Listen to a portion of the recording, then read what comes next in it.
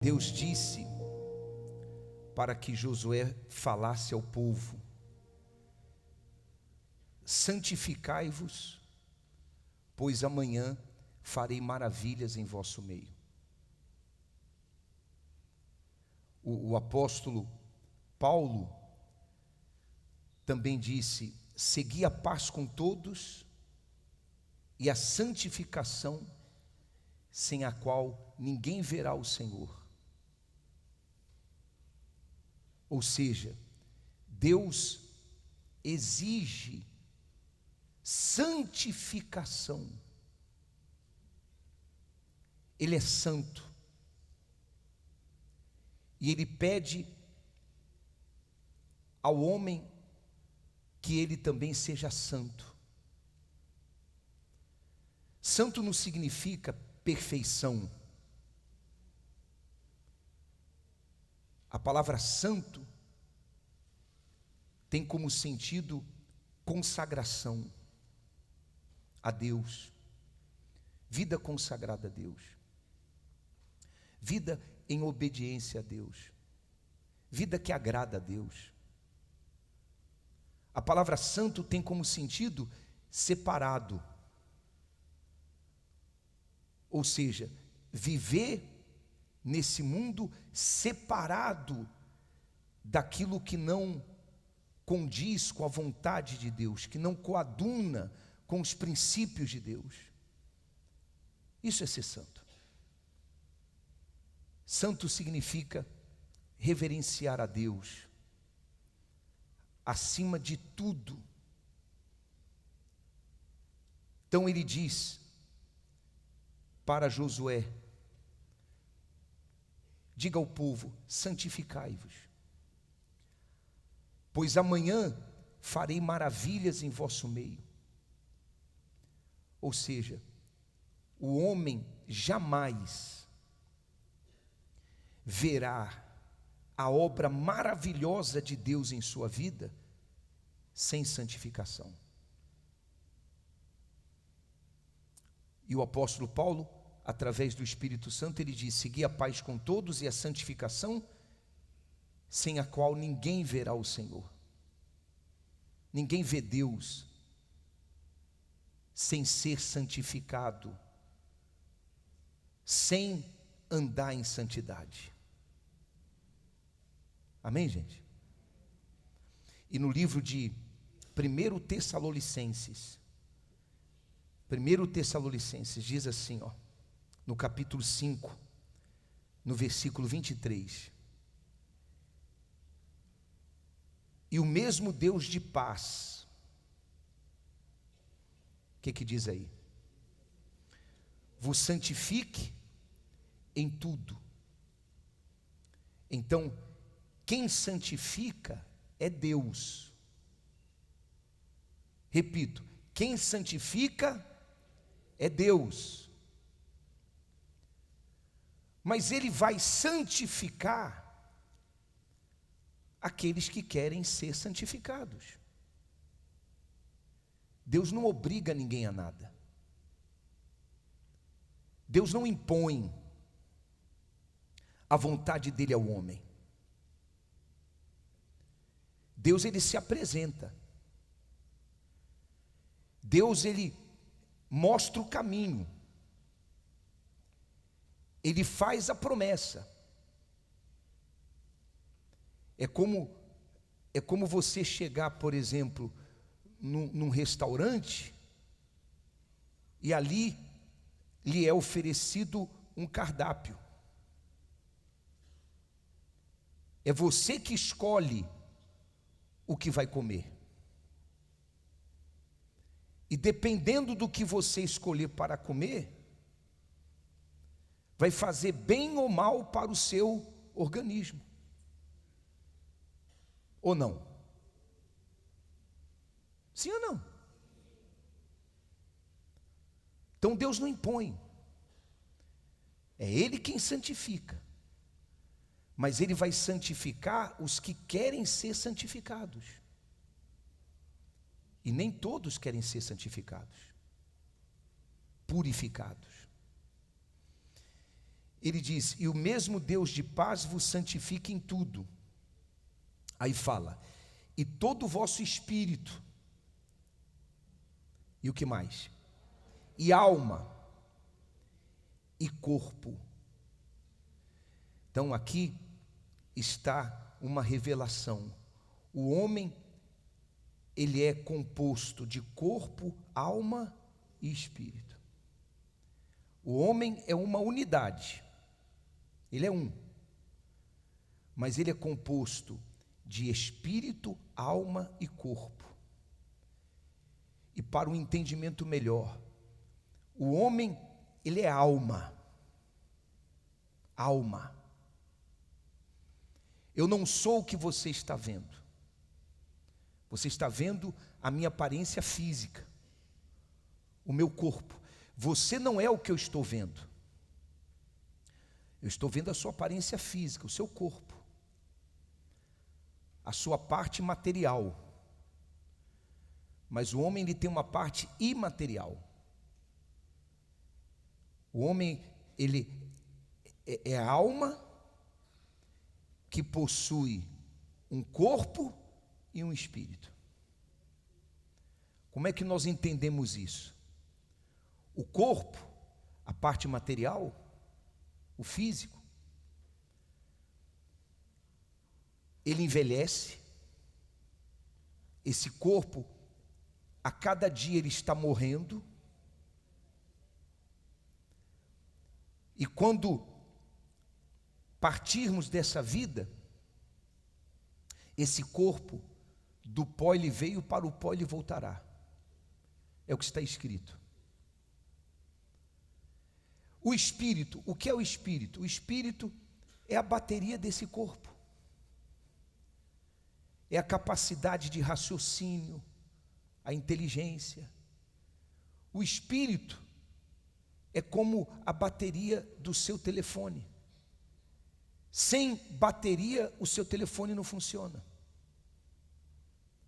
Então assim é o espírito. O espírito é a bateria, a capacidade de inteligência, raciocínio, é o que comanda esse corpo.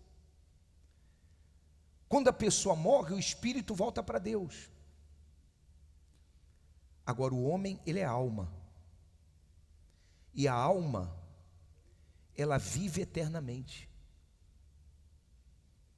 Vive eternamente. A alma eternamente terá dois destinos. Leia os ensinamentos de Jesus e você verá isso. Daqui a pouco nós vamos ler um ensinamento de Jesus com relação a isso. A alma tem dois destinos: eternidade com Deus e eternidade sem Deus. Eternidade com Deus ou eternidade com o diabo. E eu falo assim, ainda que você não creia na existência do diabo. Ainda que você seja aquela pessoa que diz assim: eu não creio na existência de inferno. Você tem todo o direito. Mas eu falo com base nos ensinamentos de Jesus, o Filho de Deus, o único Salvador. Amém, gente? Então, o apóstolo ele diz assim: o Deus da paz vos santifique em tudo, em todo o vosso espírito, que mais? Alma e corpo. É muito forte, porque quando Deus santifica, Ele não santifica apenas a alma, Ele santifica também o espírito, Ele santifica o corpo. De maneira que ninguém pode viver enganado. Por exemplo, se a alma foi santificada, foi salva, as atitudes do corpo mostrarão. Se a alma foi santificada, foi lavada pelo sangue de Jesus, pelo sacrifício de Jesus, se a alma foi lavada, então as atitudes do corpo mostrarão que realmente a pessoa foi lavada. Se a alma é santa, o corpo também será santo. Se a alma é santa, os pensamentos também serão santos. Não há como haver aceitação de pensamentos imundos quando a alma foi santificada. O pensamento até vem, mas ele não fica. A alma rejeita. Amém, gente? Está claro isso ou não? Para um entendimento melhor, tem pessoas que falam assim: não, eu fui salvo por Jesus Cristo. O salvo foi santificado, mas eu ainda não consegui largar o adultério. Mentira, não foi salvo, não foi santificado. Eu fui salvo por Jesus Cristo, minha alma foi lavada, mas eu ainda não consigo deixar de enganar as pessoas, eu não consigo deixar a mentira. Então a alma não foi salva, não foi santificada. Paulo ele diz: e o mesmo Deus de paz vos santifique em tudo, em todo o vosso espírito e alma e corpo, sejam plenamente conservados, irrepreensíveis. Então, depois de santificado, tem que haver a conservação. Então você aqui já entende que para a salvação da alma existe um trabalho individual, onde cada um de nós temos que fazê-lo, ou seja, temos que trabalhar, temos que fazer esse trabalho para que o nosso espírito, a nossa alma, o nosso corpo seja plenamente conservado, irrepreensível, para a vinda de nosso Senhor Jesus Cristo. Jesus voltará. Amém, gente? Ele disse que voltaria e Ele voltará. Então, eu repito, Deus é quem santifica. Ele santifica os que desejam ser santificados, desejam ser separados, purificados para Ele. E nesse versículo nós também vemos o seguinte: na volta de Jesus Cristo haverá um julgamento, porque se diz que o corpo, a alma e o espírito sejam plenamente conservados, irrepreensíveis para a vinda de nosso Senhor Jesus Cristo. Entendemos que haverá um julgamento. Um julgamento. E eu vou mostrar isso para você. Abra sua Bíblia aí, se você a tem, no livro de Mateus, no capítulo 25. Abra aí a Bíblia, se você a tem. Mateus 25. Então, antes de ler, deixa eu fazer uma observação aqui. Você tem que ter cuidado. Cuidado com o quê? Cuidado com aquilo que o mundo prega. O mundo prega que Deus, Ele é amor, e que no final da vida do homem tudo vai dar certo. O mundo prega que todos serão salvos, e todos vão viver com Deus. É isso que o mundo prega. É isso que as religiões pregam. Por favor, gente, olha para cá, presta atenção. Quero ajudar você. Sabe o que você tem que fazer? Você tem que ter uma fé inteligente. Qual é a fé inteligente? A fé inteligente é aquela que você tem como base os ensinamentos de Jesus Cristo. Isso é fé inteligente. Por exemplo, se você vem aqui e você apoia a sua fé no que eu falo, a sua fé não é inteligente. O que eu falo, você tem que verificar,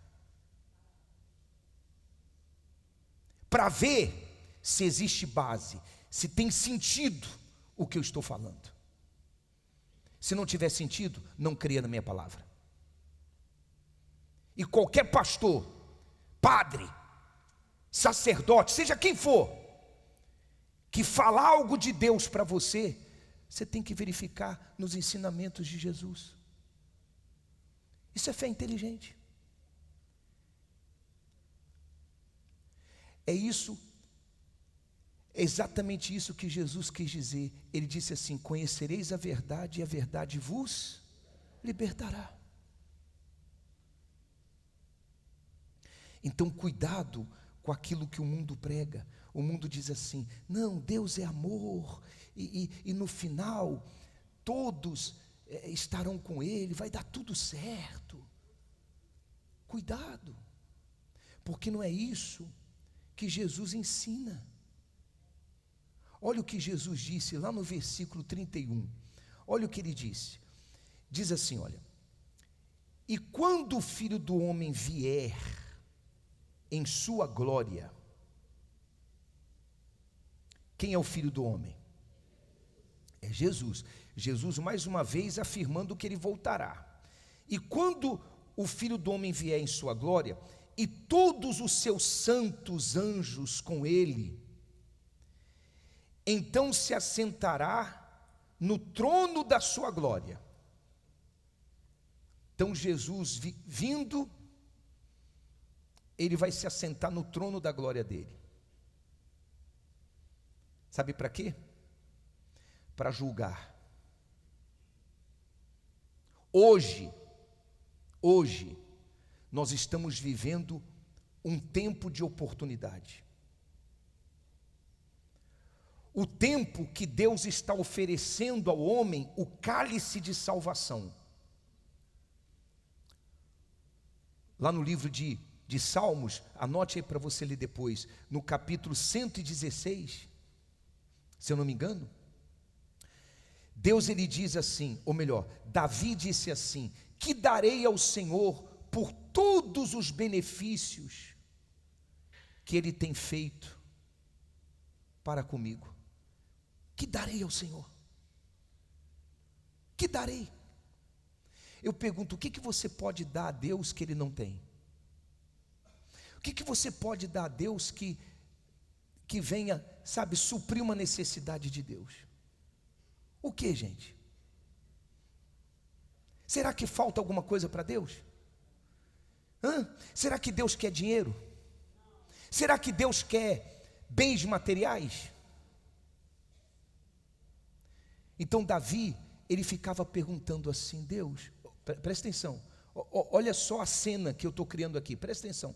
Davi pensava assim: Deus, o que eu posso dar ao Senhor por todos os teus benefícios? Me diga, Senhor, me diga, me diga. Aí o Espírito de Deus revelou a Davi, e Davi disse assim: já sei, tomarei o cálice da salvação e cumprirei os meus votos. Amém, gente? O que é tomar o cálice da salvação? Tomar o cálice da salvação é tomar o cálice do arrependimento, é se arrepender dos pecados. Tomar o cálice da salvação é mudar, é se converter dos maus caminhos. Tomar o cálice de salvação é decidir viver em santidade para Deus. Isso é tomar o cálice da salvação.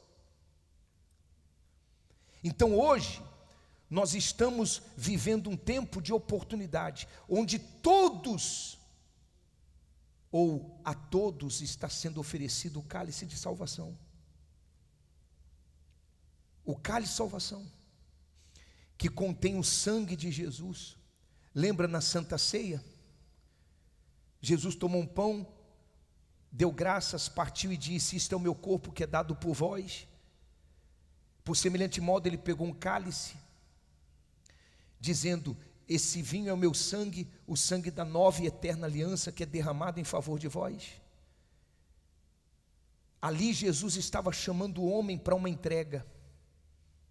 Jesus ali estava chamando o homem para fazer uma aliança.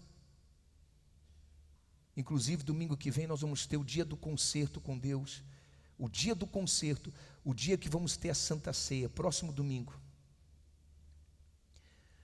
Então Jesus ali estava oferecendo a todos o cálice da salvação. Todos aceitaram? Foram todos?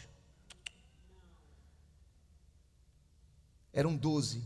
Um deles era traidor. Um deles, Judas, teve a oportunidade, mas não aproveitou a oportunidade. Então, diz aqui: e quando o Filho do Homem vier em sua glória, e todos os seus anjos com ele, então se assentará no trono da sua glória. Ou seja, essa oportunidade vai chegar ao fim. Quando Jesus voltar e se assentar no trono, ele vai ser o justo juiz. Versículo 32 diz: e todas as nações serão reunidas diante dele. Todas as nações serão reunidas diante dele. E apartará uns dos outros, como o pastor aparta dos bodes as ovelhas. E porá as ovelhas à sua direita, mas os bodes à esquerda. Você vê, é comum, né?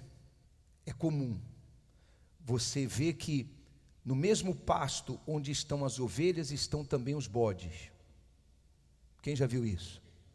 No mesmo pasto, está lá misturado, ovelha e bode. Mas no final do dia, quando o pastor ele vem para recolher as ovelhas, ele chama as ovelhas. Às vezes chama as ovelhas com assobio. As ovelhas conhecem o ruído do assovio do pastor. Às vezes o pastor pega uma vara, né? Uma vara e bate assim, ó. As ovelhas já entendem o chamado. E todas elas entram em fila e vêm até o pastor. Agora o bode não vem não. O bicho tinhoso, rebelde. Jesus aqui ele está falando, pessoal. Ele está falando de dois tipos de pessoas. Aquela que é tipo ovelha e aquela que é tipo bode. E aí eu estou acrescentando, a ovelha, ela ouve a voz do pastor. O pastor, inclusive, quando eu falo pastor, eu não estou falando da minha pessoa, estou falando do pastor das nossas almas, que é Jesus Cristo. Amém, gente? Eu não sou o pastor da sua alma. O pastor da sua alma é Jesus Cristo. Então a ovelha, ela ouve a voz do pastor e ela atende, ela obedece. Já o bode não. O bode não atende o chamado. O bode ignora o chamado. E uma outra coisa importante também, que eu estava pensando, né? Você sabe que a ovelha, ela produz lã, a lã branca. E isso tem valor para o pastor. Agora bode, o que bode produz? E um detalhe, os dois estão no mesmo pasto. No mesmo pasto. Estão ali se alimentando do mesmo capim, ou da mesma ração. Mas um é ovelha, o outro é bode. É bode. Então, para terminar, Jesus diz assim: então dirá o rei aos que estiverem à sua direita. Vinde. Quem vai estar à direita? O bode ou a ovelha? Então ele vai dizer: vinde, benditos de meu Pai, possuí por herança o reino que vos está preparado desde a fundação do mundo. E se você continuar lendo, você vai verificar que para as ovelhas, ou as ovelhas, ele mostra que as ovelhas serão benditas e os bodes malditos. Então o que nós aprendemos aqui? O que nós aprendemos? Nós aprendemos aqui que no juízo de Deus, no julgamento de Deus, não vai haver meio termo. Ninguém vai poder ficar em cima do muro. Ninguém. Nós aprendemos que haverá lados opostos, os da direita e os da esquerda. Nós aprendemos aqui que as ovelhas, e quem são as ovelhas? São aquelas que se santificam, foram santificadas e se santificam, foram justificados e permanecem justos, permanecem se santificando. E os bodes, quem são os bodes? São os injustos, são os rebeldes. É isso que nós aprendemos aqui. Está claro o que estamos falando? Sim ou não? Então, mais uma vez eu digo, cuidado com aquilo que o mundo prega. Porque o mundo diz que Deus é amor, repito, no final vai dar tudo certo, todos serão salvos, todos que morrem vão para o céu. Não. Aqui mostra o contrário. Aqui mostra que uns estarão de um lado e outros do outro lado. Uns serão benditos e outros malditos. Lá no livro de Ezequiel, no capítulo 18, no versículo 20, eu queria colocar aí para você ler. O que diz aí? A alma que pecar essa, morrerá. Deus, ele diz: todas as almas são minhas. Todas as almas são minhas. Todas. Se você ler o capítulo 18 do livro de Ezequiel, você vai ver isso. Todas as almas são minhas. Mas a alma que pecar, essa vai morrer. Então você não pode, sabe, tratar o pecado de qualquer maneira. Você não pode pensar que o pecado que o homem pratica ficará impune, ficará sem suas consequências. Não pense assim não. E hoje em dia, muitas igrejas já nem falam mais em pecado. Muito pelo contrário, até as músicas evangélicas estão romantizando o pecado. Repare. Eu não vou cantar algumas aqui para você não pensar que eu estou criticando o cantor evangélico. Mas repare,